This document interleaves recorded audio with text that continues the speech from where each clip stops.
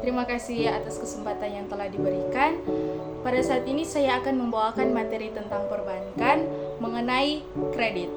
Tetapi sebelumnya perkenalkan, nama saya Michela Pangemanan dari kelas 4 MB5. Sekian perkenalan diri dari saya. Selamat menonton. Unsur-unsur kredit yang pertama yaitu kepercayaan, yang berarti sebuah keyakinan pemberi kredit kepada penerima kredit dalam memberikan pinjaman, baik itu uang, jasa, barang, dan objek kredit lainnya. Yang kedua yaitu kesepakatan.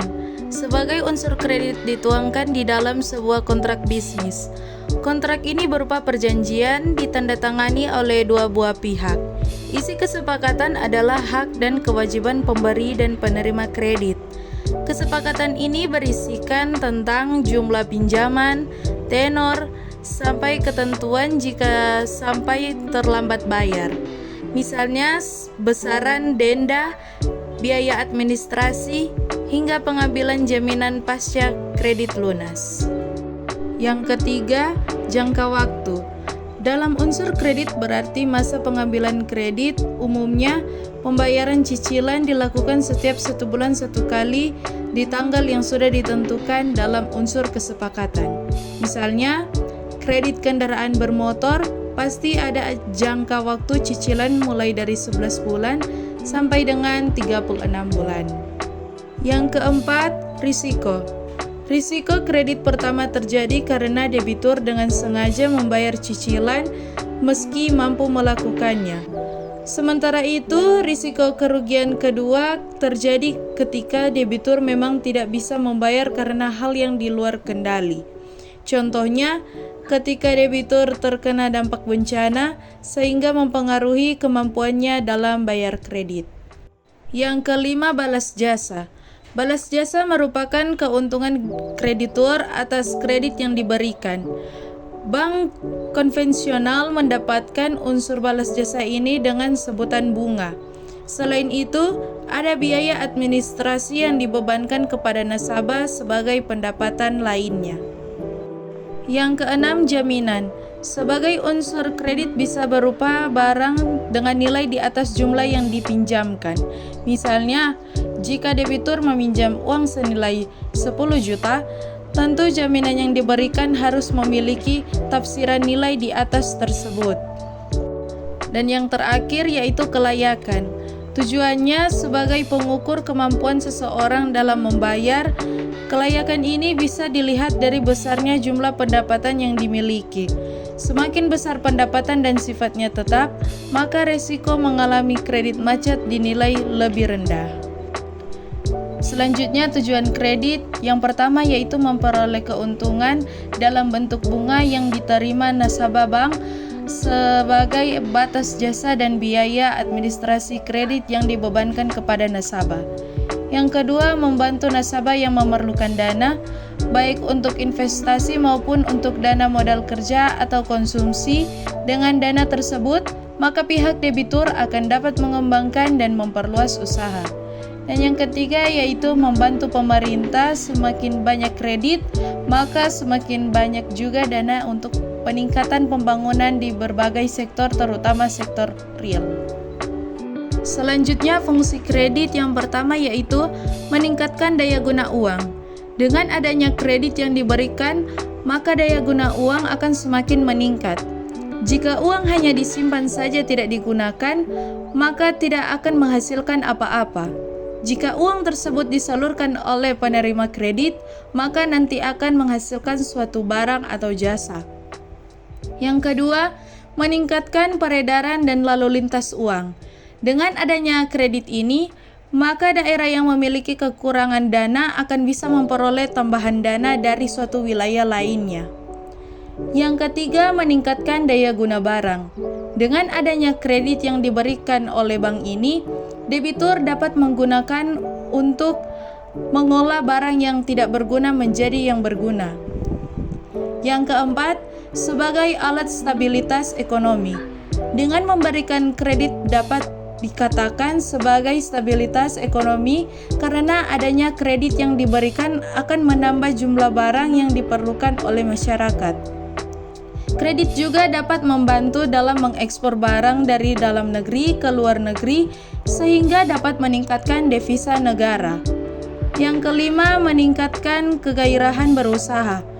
Bagi si penerima kredit tentu akan dapat meningkatkan kegairahan berusaha, apalagi bagi nasabah yang memang modalnya sedikit. Yang keenam, meningkatkan pemerataan pendapatan. Semakin banyak kredit yang disalurkan, akan semakin banyak terutama dalam hal untuk meningkatkan pendapatan. Jika sebuah kredit diberikan untuk membangun pabrik, maka pabrik tersebut akan membutuhkan tenaga kerja sehingga dapat pula mengurangi pengangguran. Dan yang terakhir yaitu meningkatkan hubungan internasional. Dalam hal pinjaman internasional akan dapat meningkatkan saling membutuhkan antara si penerima kredit dan si pemberi kredit. Selanjutnya, jenis-jenis kredit. Yang pertama, kredit investasi. Jenis kredit ini tergolong dalam kredit produktif, yakni diajukan untuk kegiatan produksi, investasi atau menjalankan usaha. Kredit investasi ditujukan kepada perusahaan untuk menjalankan kegiatan investasinya. Perusahaan bisa membangun pabrik atau proyek baru, melakukan ekspansi bisnis atau kegiatan lainnya untuk memperoleh keuntungan jangka panjang. Jangka waktu kreditnya cukup lama karena perusahaan membutuhkan waktu untuk mendapatkan keuntungan sebelum membayarnya. Yang kedua, kredit usaha rakyat atau KUR. KUR merupakan program pemerintah untuk membantu usaha mikro, kecil dan menengah atau UMKM dalam mendapatkan modal bisnis. Program ini hadir sejak 2007 dan bertujuan agar masyarakat tidak perlu bingung mencari sumber dana untuk menjalankan usahanya. KUR tersedia dalam berbagai bentuk, yaitu yang pertama KUR mikro, untuk usaha mikro maksimum 25 juta, KUR retail untuk usaha kecil atau menengah maksimum 500 juta, KUR penempatan TKI untuk tenaga kerja Indonesia di luar negeri maksimum 25 juta dan KUR khusus untuk usaha bidang peternakan, perkebunan, perikanan rakyat dengan modal mulai 25 juta sampai 500 juta. Yang ketiga, kredit perumahan.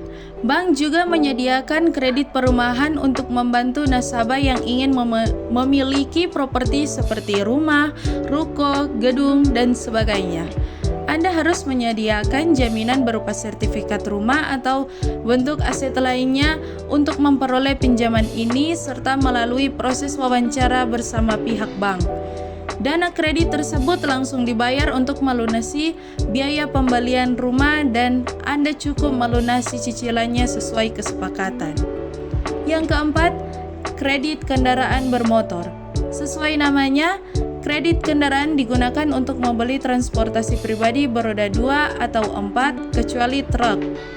Kredit kendaraan juga membutuhkan jaminan berupa kendaraan yang dibeli. Anda harus menyertakan slip gaji dan identitas pribadi untuk mengajukan program kredit ini. Yang kelima, kartu kredit. Bank mengeluarkan kartu kredit sebagai fasilitas pinjaman kepada nasabah secara individu. Kartu kredit dapat digunakan untuk memenuhi kebutuhan konsumtif atau produktif. Anda harus mengajukan permohonan kartu kredit, kemudian menunggu persetujuan pihak bank untuk memanfaatkan program kredit ini. Pembayaran kartu kredit biasanya ditagih setiap bulan dan disertai suku bunga pinjam sesuai kesepakatan yang berlaku. Selanjutnya, jaminan kredit yang pertama yaitu properti. Produk properti meliputi rumah, sawah, kebun, tanah, ruko, gedung, dan gudang. Namun, tidak semuanya bisa diambil sebagai jaminan. Pihak bank akan melakukan survei dulu dan menilai apakah jaminan tersebut masih layak dan bernilai uang. Jaminan-jaminan itu sudah harus memiliki surat-surat lengkap dan berlaku seperti sertifikat tanah, surat izin mendirikan bangunan, bukti pembayaran PBB, dan lainnya. Besarnya pinjaman yang diberikan bisa mencapai 2M. Yang kedua, kendaraan bermotor. Jaminan selanjutnya adalah surat-surat kepemilikan kendaraan bermotor seperti BPKB asli dan STNK untuk mendapatkan pinjaman kredit dengan nilai di bawah 100 juta. Besarnya pinjaman ini disesuaikan dengan jenis kendaraan, kondisi kendaraan, hingga tahun pertama kali kendaraan tersebut keluar. Yang ketiga, logam mulia. Berupa emas, bisa juga dijadikan jaminan dalam kredit. Biasanya yang menerima emas sebagai jaminan adalah PT Pegadaian milik pemerintah. Yang keempat, yaitu pesawat dan kapal. Jaminan sebuah pesawat atau kapal yang bernilai miliaran ini biasanya yang melakukannya adalah antara bank dan perusahaan besar dan nilai transaksinya juga sangat besar.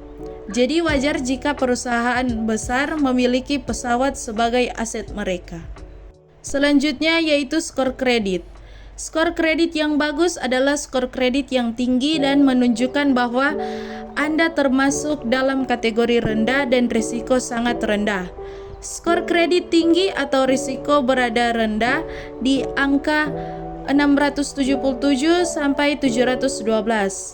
Sedangkan skor sangat tinggi atau risiko sangat rendah berada di angka 713 sampai 900. Angka 641 sampai 676 termasuk kategori risiko sedang. Debitur dengan risiko sedang di mana pihak pemberi pinjaman cenderung lebih hati-hati dalam mengucurkan kredit. Namun, peluang untuk memperbaiki skor kredit masih sangat mungkin untuk dilakukan. Terdapat kategori risiko tinggi di angka 574 sampai 640 dan kategori skor kredit terburuk yaitu risiko sangat tinggi di angka 250 dan 5 sampai 573. Dalam kategori ini akan sangat sulit bagi pemberi pinjaman untuk menerima pinjaman debitur dengan tingkat risiko tinggi dan sangat tinggi. Selanjutnya, penyelesaian kredit macet. Yang pertama, restructuring atau persyaratan kembali. Syarat-syarat seperti jangka waktu, jadwal pembayaran, dan lain-lain dapat dirundingkan untuk diubah sesuai dengan kemampuan debitur yang baru. Namun, nilai besaran pembiayaan maksimal dari kredit tersebut tidak dapat diubah. Yang kedua, rescheduling atau penjadwalan kembali. Tenggat waktu membayar cicilan maupun utang, kreditur dapat memperpanjang tenggat waktu pelunasan utang oleh debitur sesuai dengan kemampuannya. Yang ketiga, reconditioning atau penataan kembali. Pemberi kredit akan meringankan utang dan mengubah sisa pelunasan menjadi pokok kredit baru sampai dengan persyaratan dan penjadwalan ulang.